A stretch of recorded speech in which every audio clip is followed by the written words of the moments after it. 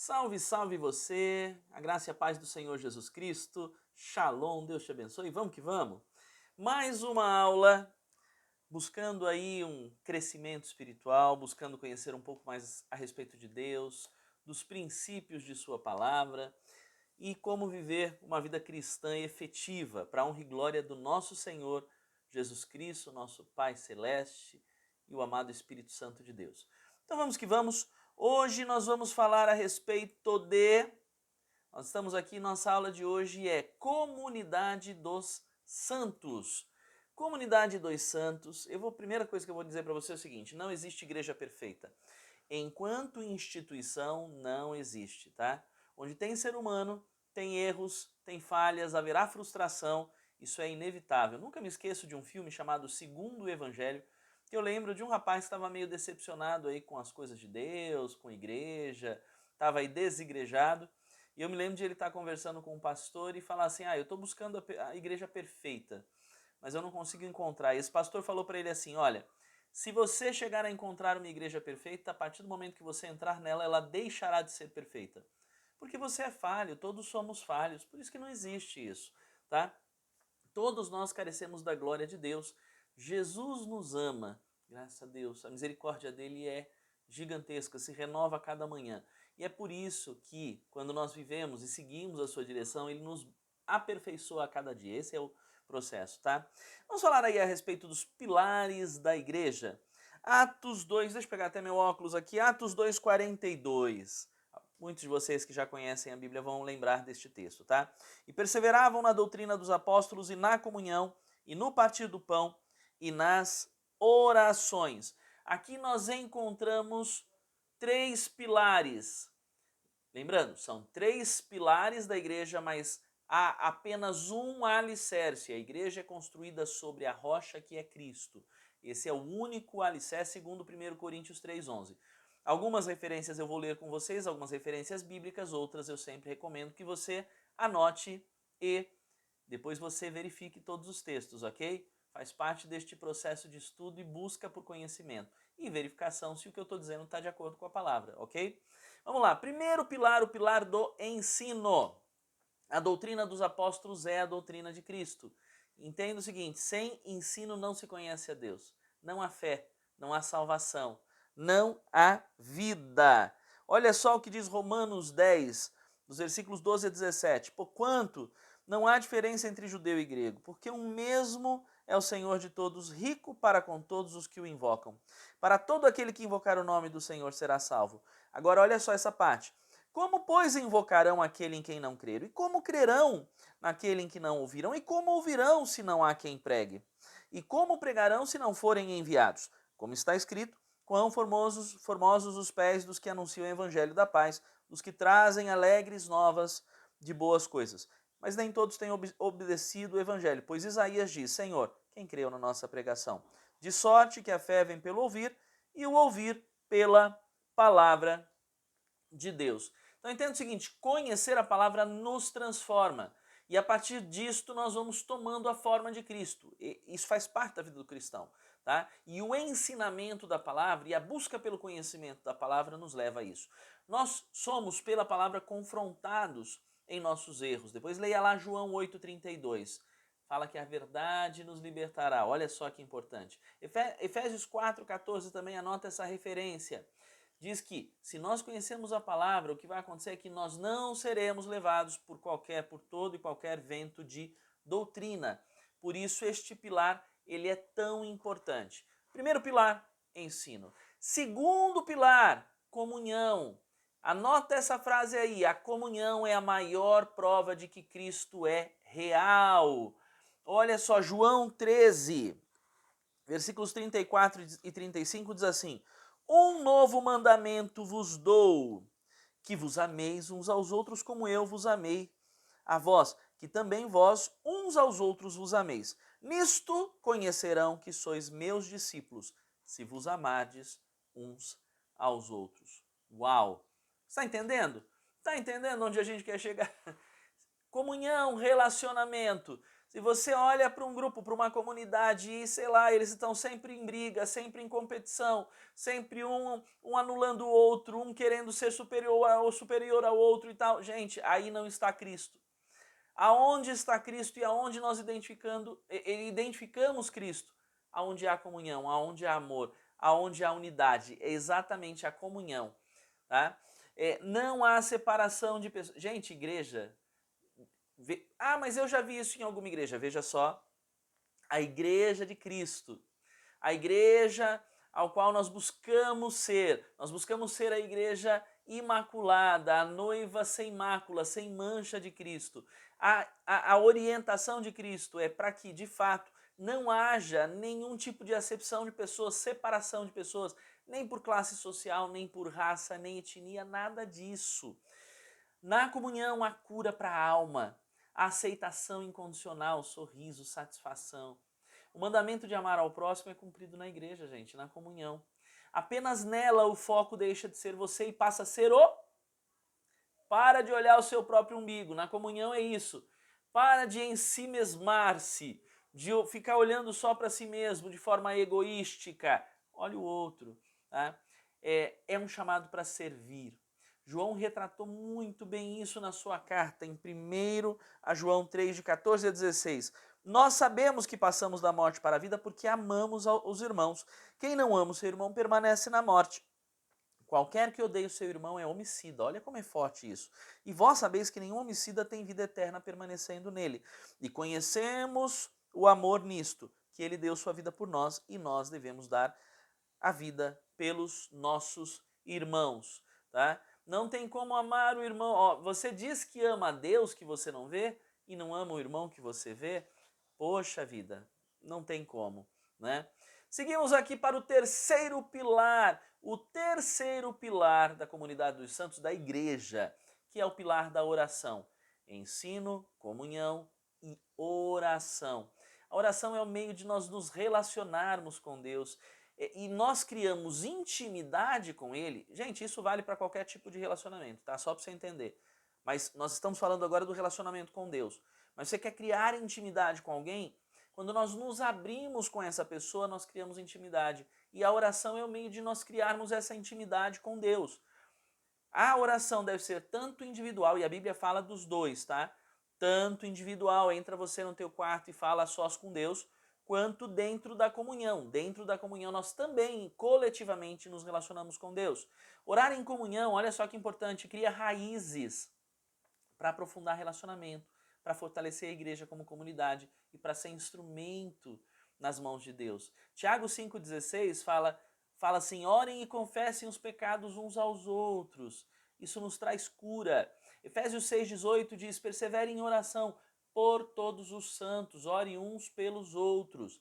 1 Timóteo 2, de 1 a 4, fala de súplicas, de orações, de intercessão e de ações de graças por todos os homens. Nós devemos fazer isso por intermédio deste processo da oração. Agora deixa eu fazer alguns links com vocês. Vamos fazer aí uma relação da igreja com a adoração. Adoração, adorar a Deus. Isso não deve apenas acontecer no templo, onde a igreja se reúne. A adoração tem que ser um estilo de vida, é algo que faz parte da tua vida como um todo. É o que fala lá em Romanos 12, versículo 1, é o culto racional que nós oferecemos a Deus. A nossa resposta a tudo que Deus faz por nós tem que ser, anota essa palavra aí, gratidão. Gratidão. Tá? Ela é originada, essa palavra gratidão vem da palavra graça. Recebemos de graça e por isso, nós recebemos a graça de graça e é por isso que nós somos gratos. Como a nossa gratidão deve se manifestar, gente? Devemos oferecer nosso corpo como sacrifício vivo. A Bíblia fala isso. Paulo fala isso. Essa é a oferta, o nosso culto, a nossa adoração. O culto racional é a única resposta sensata, racional, lógica para ele. Diferente do culto cerimonial, aquele negócio ritualístico, aquela liturgia, é mais do que isso. O nosso culto tem que ser um estilo de vida, queridos. Romanos 8,13. Romanos 8,13 diz que nós cultuamos Cultuamos quando mortificamos, olha só, atos errôneos e servimos ao próximo em amor. Olha, a melhor forma, mais do que aquela liturgia que nós chamamos de culto, é você mortificar tudo aquilo que costumeiramente você faz de errado e servir ao outro em amor. Esse é o verdadeiro culto. Adoração nas Escrituras é responder a Deus por tudo que Ele é por nós. Resposta pelo conhecimento, vida dos irmãos e comunhão com Deus pela oração. Agora olha só que interessante. Do ponto de vista do ensino, falando da adoração, do ponto de vista do ensino, dos 3 pilares da igreja, mas agora falando sobre o ensino. Olha o que fala John Stott, um grande teólogo, importante referência para nós no nosso cristianismo contemporâneo. Ele fala assim: nossa adoração é fraca porque nossos conhecimentos de Deus são fracos. Nossos conhecimentos de Deus são fracos porque a nossa pregação é fraca. Uau! Meu Deus! Toda adoração é uma reação, tem que ser uma reação natural à revelação de Deus. Uau! Sem ensino, a adoração vai ser superficial, artificial e vai dar apenas uma aparência de espiritualidade. Leia lá Salmo 119, versículo 7. Falando da adoração agora do ponto de vista da comunhão. Sua adoração ela deve levar o seu irmão a adorar também. Uau! A adoração tem que ser contagiante, virulenta. Tem que ser assim, ela tem que contagiar mesmo, tá? Juntos nós nos unimos em adoração para oferecer o melhor a Ele. Leia depois lá as referências, Efésios 2, de 19 a 22, Salmos 34, de 1 a 3. Muito bem, a unidade é o estilo de vida da igreja, que para existir ela depende da unidade com Cristo. Você está entendendo? É a prova de que Jesus veio. Isso é real. Ele orou por unidade antes de ir para a cruz. Leia João 17. Quem me conhece sabe que eu amo esse texto. Eu amo ler e meditar na oração que Jesus fez antes de morrer na cruz. Ele orou por nós, por mim e por você no futuro, aqueles que creriam nele. E a oração dele foi que vocês sejam um. Uau! Ah, Jesus! Olha, do ponto de vista da oração é isso. É mais do que pedidos. A oração tem que ser também um momento de adoração. A oração não é só pedidos a Deus, pedir a Deus algo que você quer. É se relacionar, é conversar com Ele, é ouvir a Ele, é ouvir Deus e é oferecer a Ele adoração. Falando sobre a igreja e a unidade, tá? Jesus orou por isso, para que nós fôssemos um. E a unidade ela tem que ser o estilo de vida da igreja. Para existir, a gente depende da unidade com Cristo, gente. Senão, inválido. Não tem como, não existe cristianismo sem Cristo, gente. Tá? E aí, falando sobre a igreja e o amor, 3 formas de nós praticarmos o amor. Primeiro, servindo uns aos outros. Capacidade e dons devem ser disponibilizados para servir a comunidade cristã. Isso está escrito lá em 1 Pedro, leia lá essa referência. 1 Pedro 4, versículo 10. Segunda dica aqui, nós precisamos levar as cargas uns dos outros. Gente, tem que ser leve. Entenda isso, leveza. Tá? Há um peso, há uma responsabilidade, inclusive sobre nós, de pregar o evangelho, de levar a mensagem do evangelho a todas as nações. Mas entenda o seguinte, tá? Quando você vem para Cristo, seus problemas não acabam. As aflições fazem parte da nossa vida aqui neste mundo. Mas a palavra de Deus é encorajadora. Tende bom ânimo, eu venci o mundo, diz Jesus. Tá?